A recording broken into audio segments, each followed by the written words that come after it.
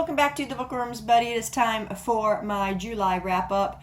Did not have a big month in July because the first of the month, my family came to visit from Indiana, and you guys know all about that. I had a video talking about how I was not going to be around a whole lot in the first part of July. Also, my summer reading tends to slack off a little bit because we're always so busy doing stuff. So, yeah, I did not have a big July, and it was nice to not be, pushing myself to read or always having a book or, all that kind of stuff. So, let's just get started on my big month. I read 4 books in July, and I know for some people 4 books is a lot for them, and for me, on the norm, it's not, because I've been reading 8 to 10 books in a month, and, when I sit back and think about it, I'm like, geez, that's a lot of reading in a month. So, I cut it way down this month, so let's get going. The first one we got here is The Reader by Bernhard Schlink. This book took me a while to read because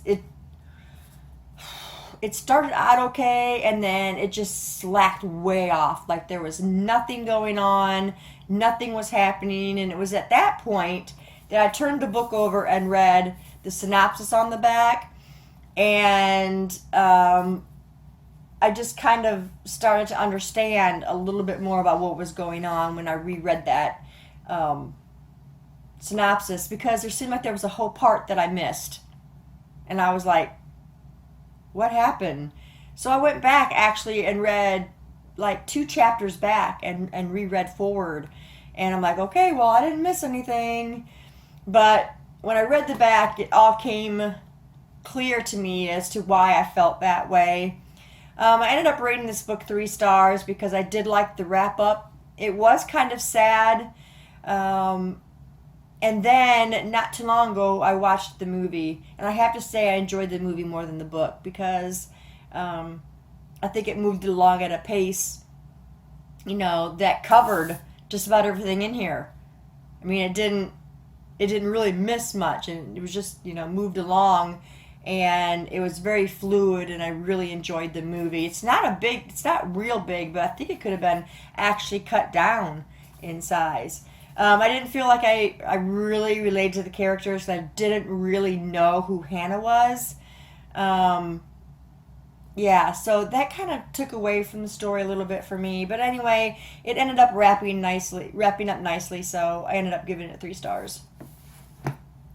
The next one we got here is High Profile by Robert B. Parker. This is book number 5 in the Jesse Stone series, and as I've said before, these just get better and better. The first couple of books were really kind of slow, but I think that was the setup of this town, the setup of Jesse, and now they're moving along fantastic. I really, really enjoyed this one. I believe I gave this one 5 stars even, and it was very fast-paced, and he is so good with dialogue. Like, I like a book that's got a lot of dialogue, so it keeps the pace up, keeps the pages turning. So yeah, Robert B. Parker is very good with dialogue in a book. The next one we read here was The Wide Window. This is book number 3 in the series of Unfortunate Events by Lemony Snicket. I'm really enjoying this story. It is a darker middle grade story. Everybody probably knows, it's about these orphans who just really don't live the good life, and the author is always apologizing, if this is what you thought was going to happen, well, then maybe you shouldn't read this book, and that kind of stuff. So it's fun, but it's dark, it's adventurous, and I really enjoyed it. I watched the movie, and the movie actually went all the way up to this book. So when I first watched the movie, I'm like, I don't remember reading about this, and it was actually this book. So kind of spoiled myself a little bit. I'm like, oh, so this is where that's going to happen, kind of thing. But, I really enjoy the books a lot. I look forward to getting to the next one. And the last one we got here is Missing by Lisa Harris. This was a review book from Revel, which is part of the Baker's publishing group.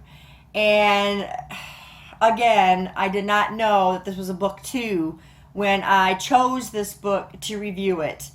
It's really irritating when that happens because it doesn't say it, because they send you a newsletter, here's the books you choose, and it doesn't state on there BookTube. From now on, I'm going to be looking them up on Goodreads to find out if it's a BookTube or not, or even later than that. I hate when it happens. I read the book anyways because I said I was going to read it and review it, but it just wasn't really for me. I mean, it's a mystery. It's actually a Christian mystery, kind of. But in that aspect, it was great because there was not religion being shoved down your throat. You would just hear her say a little prayer every now and then. So it wasn't, forcing any issues as far as religion goes. So that was good. But, and the mystery, solving the mystery was good because you really wanted to solve it. You wanted to figure out who done it. But as far as action and excitement and that kind of stuff, it just was kind of subpar for me. I rated this a 2-star. And, it might be that way for me because it was book 2 and it wasn't book 1. Maybe if I had read book 1, more things would have come into play and I would have enjoyed the characters more or the plot more or, that kind of stuff. So, yeah. So from now I learned a lesson. I'm going to be looking these up. I'm not going to be just picking any of the books. I need to make sure I know if it's a book 1 or a book 2. So yeah, 2 stars for that one. And those are the books that I read for the month of July. If you've read any of these books, let me know. Also, you can read any of these written reviews of mine on my vlog or Goodreads, so you can go check those out. But that is it for today, guys. Like I said, if you've read the books, let me know in the comments. We will talk about it. Thanks for staying tuned, and I'll see you in the next video. Bye.